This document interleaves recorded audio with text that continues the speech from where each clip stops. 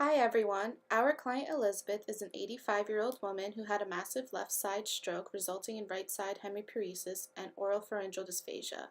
Elizabeth was diagnosed with global aphasia and presents with severe deficits and expressive language outputs. In addition, she has difficulty with expressing her basic wants and needs, and her verbal modality is compromised by her diagnosis of apraxia of speech. Elizabeth is able to match words and pictures with fairly consistent accuracy.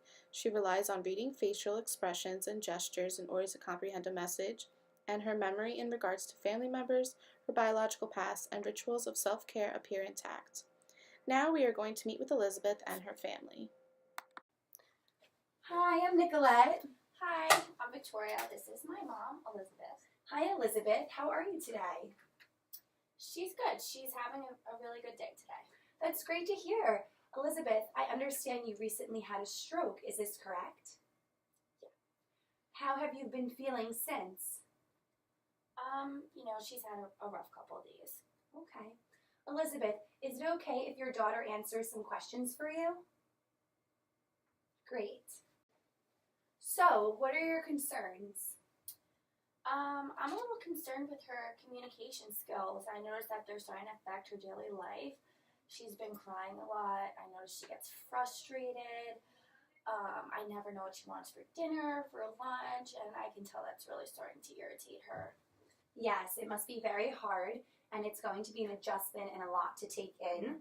I will be working with you, Elizabeth, for the next couple of weeks to help you understand more and be able to communicate your wants and needs to your family. Now, Elizabeth, it says here that you enjoy spending time with your family members, especially your grandchildren. Is this correct? Yeah, my mom, she loves to spend time with her grandkids. Very nice. Elizabeth, I want to go over some things with you. Is that okay? Okay. Yeah. Elizabeth, you experienced a stroke in the left side of your brain. So here's a picture and you can see exactly where your stroke occurred. So this is an area that affects your language comprehension and speech production. So therefore, the stroke has caused a speech and language impairment known as global aphasia.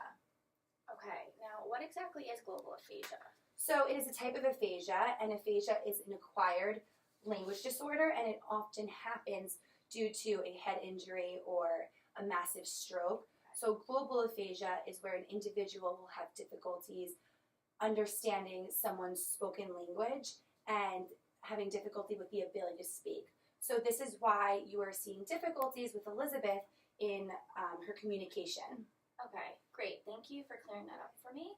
Do you have any ideas of any treatment strategies that you would be trying with my mom? Yes, of course. There are a variety of treatment approaches that I can use to help you, Elizabeth, be able to communicate your wants and needs. I will be focusing on increasing her ability to answer yes and no questions and using gestures. So for example, Elizabeth, if you are thirsty, I will work on your gestures to help you communicate that you want a drink. Great. Now, I also have some other treatment approaches. I would like to hear some of your opinions and suggestions. So one therapy approach that is appropriate for you, Elizabeth, is called visual action therapy. So this technique is designed for individuals with global aphasia to emphasize the use of gestures, so like pointing and nodding, to communicate. So the goal is to allow you, Elizabeth, to communicate in simple messages. That sounds really great. I would love for my mom to be able to do some of these things. Yes, this is definitely a strategy that does not require Elizabeth to actually speak, and research has shown that this therapy can help improve Elizabeth's auditory comprehension skills. So, Elizabeth, this will improve your understanding of spoken language. Great. So here is more information about visual action therapy, and it includes some examples of picture cards that we will be working on during therapy, and it can be beneficial for the both of you to do at home. Great. Now, I read something online about AAC devices. Do you think this is something that my mom would be able to eventually use? Absolutely. Elizabeth, you are a great candidate for an AAC device. So an AAC device stands for an augmentative and alternative communication device, and it would help Elizabeth be able to share her ideas and feelings without talking. So The best type of device that I would recommend for you, Elizabeth, is the aided system, which means that she can touch letters, pictures, and words on the board, and it will speak for you, Elizabeth, to communicate your wants and needs. So for example, Elizabeth, if you were clicking on a picture of a bathroom, it would imply that she needs to use it.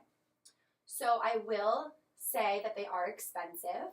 However, if this is something that you both are interested in and would consider, I can certainly help you find the right system.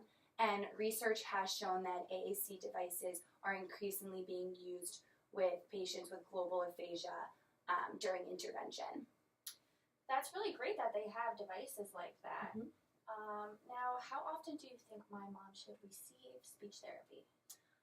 I think, Elizabeth, you should receive speech therapy at least 2 times a week for a 60-minute session. I would recommend home care services for speech and language therapy. I think this would really benefit you. Okay, now my mom, she gets, like I said, bothered, upset easily when she can't communicate what she wants and needs. I know I've been having a difficult time trying to understand her. I know the rest of my family has been having a difficult time trying to understand her. I think we're all just having a really tough time trying to process this and take it in. Do you have any suggestions for both Elizabeth and for me? Yes, Elizabeth, it is going to be an adjustment, but I'm going to give your daughter a list of suggestions to help alleviate your frustrations. Thank you so much. You have a great support system, and they are here to help you. I did mention the AAC device that will be able to help you, Elizabeth, to communicate your wants and needs. Is this something that you would consider? I think so. Great. Well, for you, it is very important that you are patient and encouraging towards Elizabeth. You are not alone in this situation. There are many other individuals who are going through the same thing as well. So there are support systems, websites, and resources all online. So here's a brochure that can be really helpful for you for resources. The Stroke Association or the Aphasia Hope Foundation are 2 great resources. Thank you so much. I feel a lot better knowing that there's other families out there going through the same thing as us. Now, when it comes to me trying to communicate with my mom, are there any recommendations for what I should be doing when I'm trying to communicate my message to her? Yes, absolutely. So some suggestions when communicating with Elizabeth can include speaking at a slower rate, using short phrases and getting to the point, asking yes and no questions, and using gestures to help you, Elizabeth, be able to comprehend the intended message. Okay, great. Like I said, we're just having a really difficult time with all of this. I understand, and I am here for both of you. Do you have any questions or concerns right now? No, you've been so helpful. We really appreciate everything you've done for us today. Great. Please let me know if you have any questions, and I look forward to working with you, Elizabeth, and I look forward to working with you as well. Thank you. Have a great day. You too. Nice meeting you.